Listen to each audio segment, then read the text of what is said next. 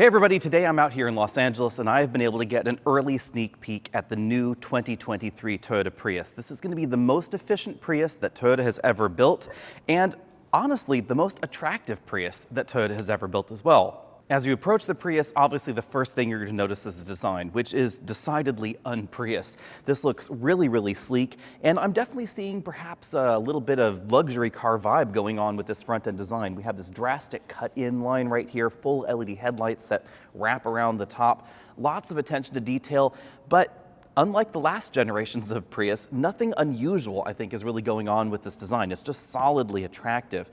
The Prius and Prius Prime are both returning for 2023. This should be on sale probably early 2023 or late 2022. We don't have all those details exactly yet. And it is just a little bit bigger than the outgoing model. According to Toyota, the vehicle is about 1 inch longer. I suspect a lot of that is due to the styling, this really dramatic front end. It's definitely designed for aerodynamics. And then there's also a little bit of extra length on the inside, perhaps. One thing we know for sure, however, is that the roofline has been drastically lowered for this generation. So this definitely looks a lot sleeker, and it really looks like it's just one flowing piece all the way from the front right here across the top to the back. This has a really attractive sporty look, but obviously it is strongly focused on fuel efficiency, as is evident by the 195 with tires. So these are pretty darn narrow. If you want a hybrid that has good fuel economy and handles a little bit better, you might want to take a look at the Camry hybrid. You will get over 50 mpg in that Camry hybrid. One interesting touch, we have arrow handles back here for the rear doors. There's a little button right there inside that slot. That's kind of an interesting touch, but perhaps in a nod to more traditional buyers, we have regular door handles right there for the front doors. So if you're looking for a high efficiency vehicle that's not too weird, now you want to take a look at the Prius, and that's not something I was able to say about previous generations. Moving all the way around to the rear, we also have a much less controversial design than before, but this is a little bit more instantly recognizable as a Prius and as a Toyota with this sort of teardrop shape going on there for that trim section. Full LED taillights back here with this aggressive light bar that runs across. Cool touch, we have two different cameras here for the different camera angles involved in the software. A really clean Toyota logo right there up top. And this large light bar is not the backup light, or I should say the third brake light. That's right up there up top. Over here on this side, we have an interesting twist. We have the first Beyond Zero badging in any new vehicle in the Toyota lineup. We likely will be seeing that in all of Toyota's electrified vehicles. This is supposed to be part of Toyota's commitment to an all-electric future or a reduced emissions future, including the holistic manufacturing processes, etc. But I will say that badging it on a hybrid vehicle kind of feels like a little before zero, I guess you'd say, rather than beyond zero. It looks like an early prototype vehicle because we have details here that obviously aren't production specific, like these ultrasonic sensors right there in the tailgate and in the rear bumper. Now, clearly, some of the details are not quite production because this particular vehicle has been wrapped. This is a very early pre-production prototype, so there are a few details that might change by the time I actually get my hands on one of these to drive, and that will be pretty soon.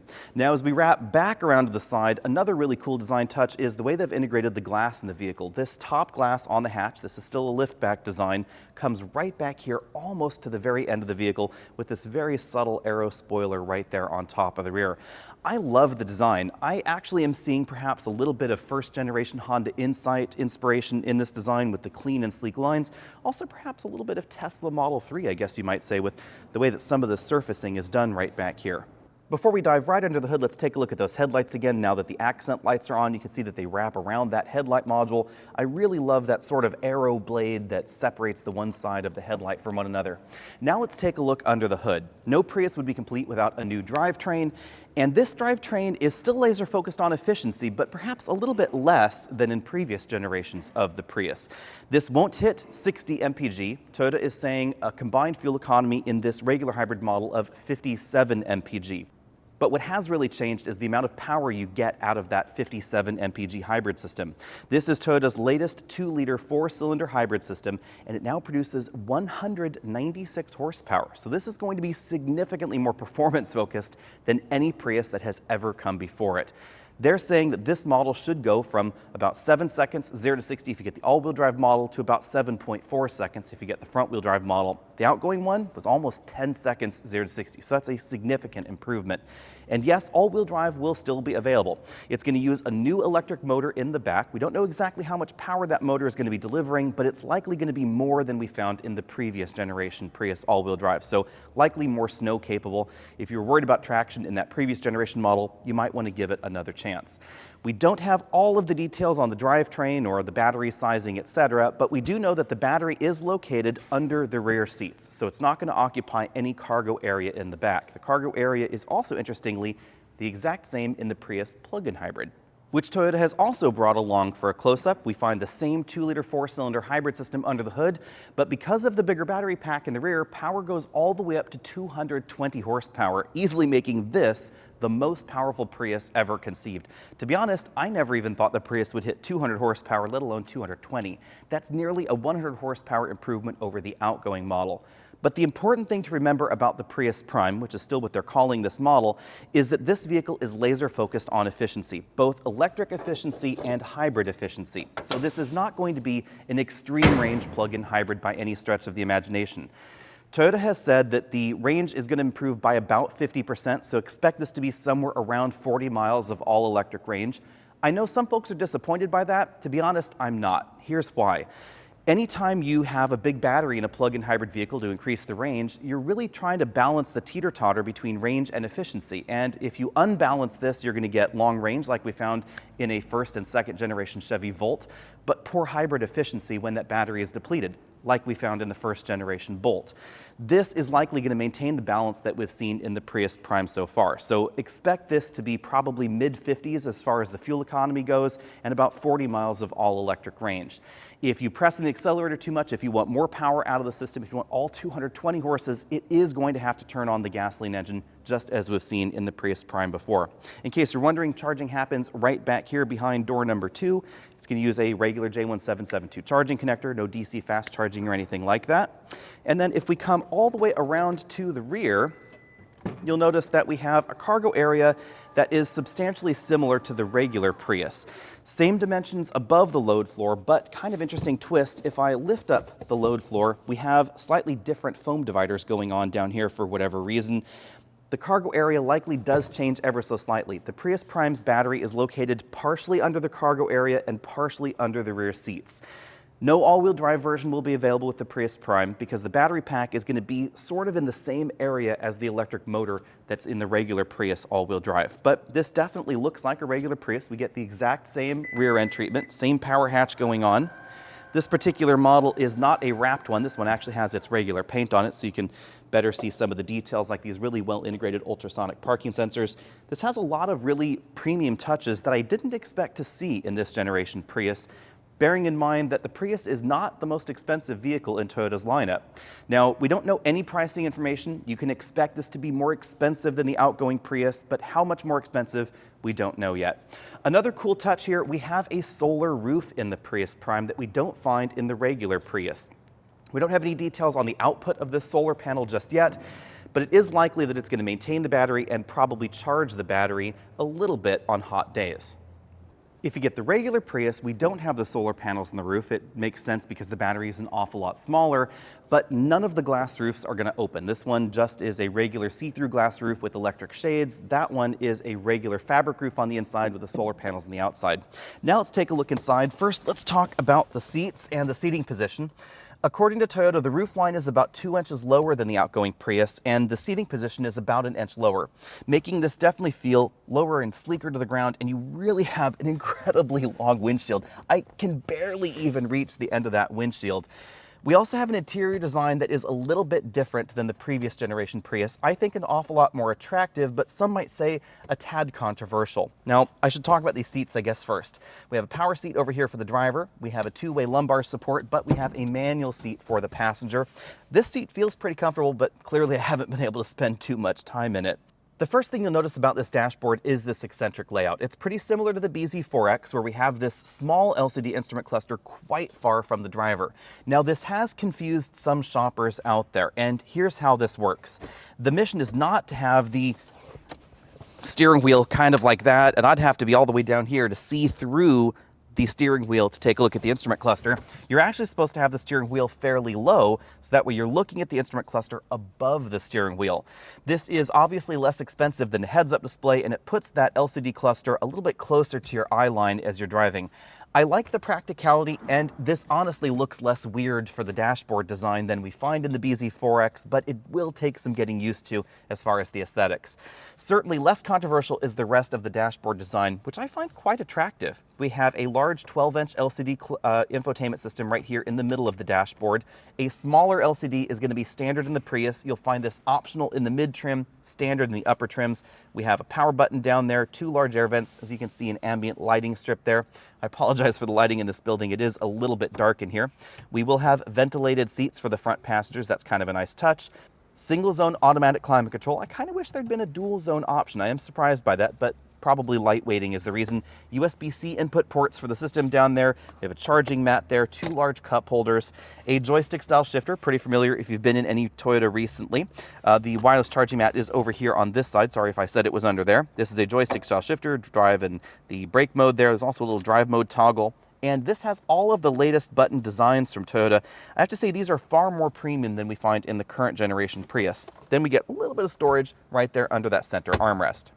Here's another look at that LCD cluster on the driver's side, and as you can see, a lot less controversial than the BZ4X with these more flat plastic pieces. This looks fairly easy to clean, but there is some grading right up there for what looks like perhaps a center channel speaker. Again, details are a little bit sketchy. Moving out from there, we find the tilt telescopic steering column with a large range of motion, and as you can see, this kind of gap here, I guess you could say, where the steering column and this dashboard hump meet one another. The steering wheel design itself is pretty similar to the BZ4X. We have the controls for the LCD cluster over here on this side, volume toggle, track forward, backward controls for the active, cruise control over there on that side, and then some additional driver controls on the left side of the dashboard. Now let's check out the back seat. Again, we have this interesting electronic release on the outside, but a regular physical release on the inside, which I wasn't expecting. Now, jumping into the back, keep in mind the mission of this vehicle is to be really sleek aerodynamically, so we have a fairly low roofline. I'll move over to this side perhaps so you can see a little bit better. This front seat's all the way back in its tracks. It looks like I have reasonable legroom in here. Keep in mind the Prius has always been sort of compact in terms of its exterior dimensions for the North American market, so you will find more room in something like a Camry hybrid. Reasonable headroom, however. If I put my head back here almost to the headrest, my head is touching the ceiling, but to be honest, this is about the same kind of headroom that you find in the new Honda Accord. The back seats have a fold-down center armrest with 2 cup holders there. The rear seats, of course, fold in a 60-40 fashion, completely flat with the cargo area in the back. A solid reason to buy the Prius continues to be its cargo practicality thanks to that lift-back design and the 60-40 folding rear seats. These rear seats are also heated in this top-end trim here, and we have some USB-C ports right down there at the bottom of the center console. Also an interesting touch is this large dual-pane panoramic moonroof. I guess you could call it a panoramic moonroof. We have manual shades for the front and for the rear, but it doesn't come terribly far back, even though the glass sheet on the outside goes really quite far over the back of this roof. Again, I don't have complete specifications, but jumping into the Prius Prime, I suspect we actually have just a hair less headroom because it feels like my head is just a little bit tighter here. Those specifications will come a little bit later. Jumping into the Prius Prime for just a second, you notice we get red ambient lighting and this burgundy accent strip on the dashboard, likely because this is now going to be the sportiest version of the Prius. Which is probably why, in addition to the red accents on the dashboard, we find red accents on the seats and red stitching. Now, to be honest, before I saw the spec sheet on the new Prius Prime, I was thinking that sportiest Prius ever would be something like most exciting bowl of oatmeal, but I am actually really intrigued to drive this. 220 horsepower seems like an awful good twist for the Prius, and this really puts this in interesting contention with the other high MPG hybrid that I'm really intrigued by in Toyota's lineup, which is the Camry hybrid. At over 50 miles per gallon, that Camry is incredibly efficient, and a long-standing reason to buy the Camry over the Prius was the performance from that hybrid system, which is now going to be a little bit below the Prius Prime. According to Toyota, this one should go 0 to 60 in 6.6 seconds. Now, I should clarify that that is according to the official North American release for the Prius Prime. Some folks out there I have seen recently had headlines saying that the Prius Prime was going to be 6 seconds, 0 to 60. Not quite clear where that number came from. According to the spec sheet, 6.6 is what they're saying, but that is still a pretty swift vehicle. Now, on the downside, the tire size all the way around appears to be a 195 width tire, and logically fairly eco-focused as well. And that's again because the Prius and the Prius Prime are really focused on high efficiency, not exactly sharp handling. So don't expect this to road hold like a Camry hybrid or perhaps even like a Corolla hybrid, but expect it to post real-world fuel economy numbers if you're driving it gently, probably around 60 miles per gallon. Now, at this point in the video, I should mention that I usually get a lot of comments about the first generation Honda Insight down there in the comment section. Yeah, but I had an Insight and it was rated for 65 miles per gallon. Well, okay, yeah, it was back in 1999, but the fuel economy standards and measurement systems have changed in the United States. And if you were to remeasure that Honda Insight today, it would actually end up below this at 53 miles per gallon. So this is a lot more efficient. And if you are driving a first generation Honda Insight that only seated 2 people, was teeny tiny, and was probably a crash hazard, then good for you if you were getting 65 miles per gallon. Try one of these out, you'll probably be getting 70 miles per gallon. Anyway, these are going to be on sale a little bit later this year. If you want to know more, hit that subscribe button because hopefully I will be driving one of these very, very soon. So stay tuned for that video. That's going to drop likely before the end of this calendar year. And now is the time to reach out to your local Toyota dealer if you want to get on a wait list for a Prius or a Prius Prime. The Prime is likely going to be coming a little bit later. And of course, that's when we're going to have all the details like dimensions, cargo figures, and of course, real-world performance and driving specifications as well. In the meantime, hit us up over at EV Buyer's Guide, facebook.com/AlexNautos, Instagram, Twitter, all those other social places. We'll see all of you next week.